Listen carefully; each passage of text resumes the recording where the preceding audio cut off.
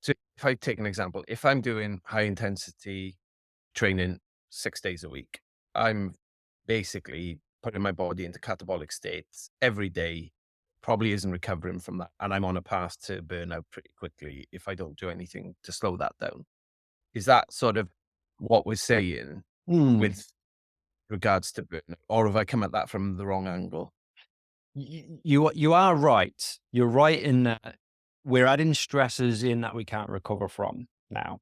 Okay. Yeah. So for someone who's healthy and has a Yeah. robust nervous system and a robust hormonal and immune system, i.e. they're resilient, they can do 6 sessions a week. Yet when they recover for those couple of days, they're able to come back to improving or back to baseline at least and feel recovered. When we get past a point where we're not recovering, now any extra load is actually a distress. Okay. So if we're to break this down to Yeah. a point of cortisol, is the hormone that's released through a stressor to signal to mitochondria to produce ATP. But excessive cortisol for too long, eventually what happens is the mitochondria doesn't get that repair. So the mitochondria Yeah. at sleep and in rest, it repairs itself.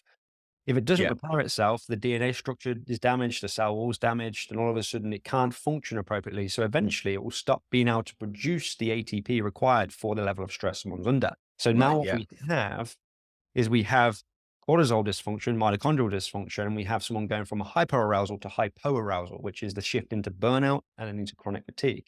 Now, what happens is that if we have someone who adds more stress, your reserve capacity to recover from that is impaired. So Mm. therefore, you just can't supply the energy for recovery. So what's going to happen? You're actually going to get further breakdown of the immune system.